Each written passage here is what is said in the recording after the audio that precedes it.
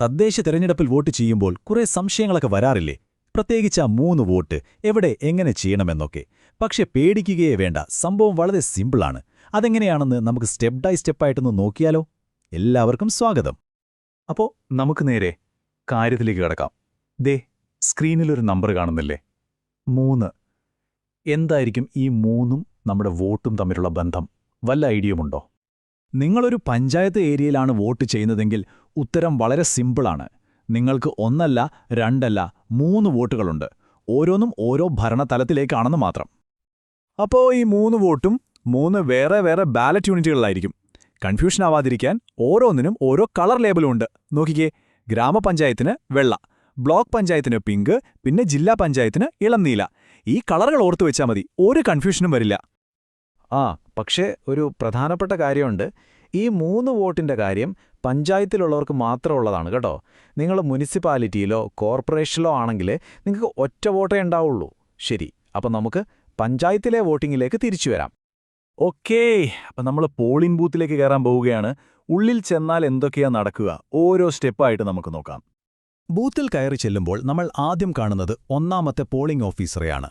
അദ്ദേഹത്തിന്റെ അടുത്തേക്ക് ചെല്ലുക, നിങ്ങളുടെ ID കാർഡ് കൊടുക്കുക. അദ്ദേഹം അത് വാങ്ങി വോട്ടർ ലിസ്റ്റിൽ നിങ്ങളുടെ പേരുണ്ടോ എന്ന് നോക്കി ഉറപ്പുവരുത്തും. അത്രയുള്ളൂ ആദ്യത്തെ സ്റ്റെപ്പ്. അവിടുന്ന് നേരെ 2ാമത്തെ ഓഫീസറുടെ അടുത്തേക്ക്. അദ്ദേഹം ആദ്യം തന്നെ നമ്മുടെ വിരലിൽ മഷി പുരട്ടും. പിന്നെ ഒരു രജിസ്റ്ററിൽ നമ്മുടെ ഒപ്പ് അല്ലെങ്കിൽ വിരലടയാളം വാങ്ങും. അതിനുശേഷം നമുക്കൊരു വോട്ടർ സ്ലിപ്പ് കയ്യിൽ തരും. ഈ സ്ലിപ്പ് വളരെ പ്രധാനപ്പെട്ടതാണ് കേട്ടോ. ഈ സ്ലിപ്പുമായി നമ്മൾ നേരെ വോട്ടിംഗ് മെഷീന്റെ അടുത്തുള്ള ഓഫീസർക്ക് കൊടുക്കണം. അദ്ദേഹം ആ സ്ലിപ്പ് വാങ്ങിയിട്ട് മെഷീനിലെ ഒരു ബട്ടൺ പ്രസ് ചെയ്യും. അതോടുകൂടി നിങ്ങൾക്കായി വോട്ടിംഗ് മെഷീൻ ആക്റ്റീവ് ആവും. ശരി, ഇനി ഏറ്റവും പ്രധാനപ്പെട്ട സ്ഥലത്തേക്ക്, വോട്ടിംഗ് കമ്പാർട്ട്മെന്റിലേക്ക്. അവിടെ നമ്മളെ കാത്തിരിക്കുന്ന വോട്ടിംഗ് മെഷീനെ നമുക്കൊന്ന് അടുത്തറിയാം. അപ്പോൾ നമ്മൾ നേരത്തെ പറഞ്ഞ ആ കളറുകൾ ഓർമ്മയുണ്ടല്ലോ അല്ലേ? അതേ ഓർഡറിൽ തന്നെയാവും മെഷീനുകൾ വെച്ചിട്ടുണ്ടാവുക. ആദ്യം വെള്ള ലേബലുള്ള ഗ്രാമപഞ്ചായത്ത്, 2ാമത് പിങ്ക് ലേബലുള്ള ബ്ലോക്ക് പഞ്ചായത്ത്, അവസാനം ഇളം നീല ലേബലുള്ള ജില്ലാ പഞ്ചായത്ത്. ഈ ഒരു ഓർഡർ മനസ്സിലുണ്ടെങ്കിൽ എളുപ്പമാണ്. വോട്ട് ചെയ്യുന്നതിന് തൊട്ടുമുമ്പ് ഏറ്റവും പ്രധാനമായി ശ്രദ്ധിക്കേണ്ട ഒരു കാര്യമുണ്ട്. ഓരോ മെഷീന്റെയും മുകളിൽ ഇടതു സൈഡിലായിട്ട് ഒരു പച്ച ലൈറ്റ് കത്തുന്നുണ്ടോയെന്ന് നോക്കണം. ആ ഗ്രീൻ ലൈറ്റ് കത്തുന്നുണ്ടെങ്കിൽ അതിന്റെ അർത്ഥം മെഷീൻ റെഡിയാണെന്നാണ്. അത് ഉറപ്പാക്കിയിട്ടേ വോട്ട് ചെയ്യാവൂ. ഓക്കെ, ഗ്രീൻ ലൈറ്റ് കത്തി, മെഷീൻ റെഡിയാണ്. ഇനി എങ്ങനെ വോട്ട് ചെയ്യാമെന്ന് നോക്കാം. നിങ്ങൾ വിചാരിക്കുന്നതിലും എത്രയോ സിമ്പിളാണ് സംഭവം. ആദ്യം വെള്ള ലേബിലുള്ള ഗ്രാമപഞ്ചായത്ത് മെഷീനിൽ നിങ്ങൾക്ക് ഇഷ്ടപ്പെട്ട സ്ഥാനാർത്ഥിയുടെ ചിഹ്നത്തിനു നേരെയുള്ള ബട്ടൺ അമർത്തുക. കഴിഞ്ഞു.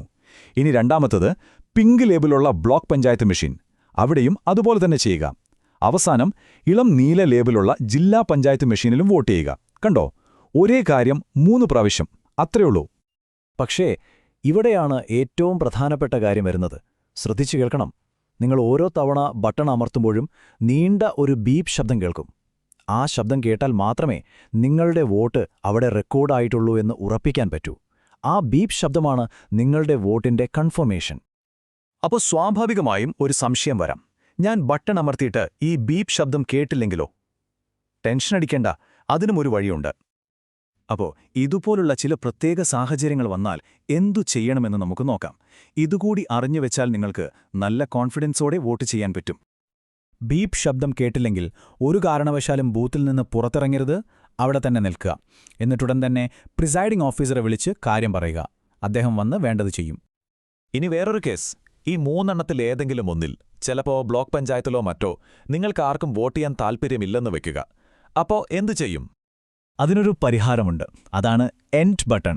ഏറ്റവും അവസാനത്തെ മെഷീനിലെ ഏറ്റവും അവസാനത്തെ ബട്ടണായിരിക്കും ഇത്. നിങ്ങൾക്ക് വോട്ട് ചെയ്യാനുള്ളതൊക്കെ ചെയ്ത ശേഷം ഈ എൻഡ് ബട്ടൺ അങ്ങ് പ്രസ് ചെയ്താൽ മതി. അതോടെ നിങ്ങളുടെ വോട്ടിംഗ് പ്രോസസ്സ് പൂർത്തിയാകും. ഓർക്കുക, ഈ എൻഡ് ബട്ടൺ അമർത്തുമ്പോഴും നമ്മൾ നേരത്തെ പറഞ്ഞ ആ നീണ്ട ബീപ്പ് ശബ്ദം കേൾക്കും. ആ ശബ്ദം കേട്ടുകഴിഞ്ഞാൽ നിങ്ങൾക്ക് ഉറപ്പിക്കാം നിങ്ങളുടെ വോട്ടിംഗ് കഴിഞ്ഞു. അപ്പോൾ സംഭവം ഇത്രയുള്ളൂ. വളരെ സിമ്പിളല്ലേ? നിങ്ങളുടെ വോട്ട്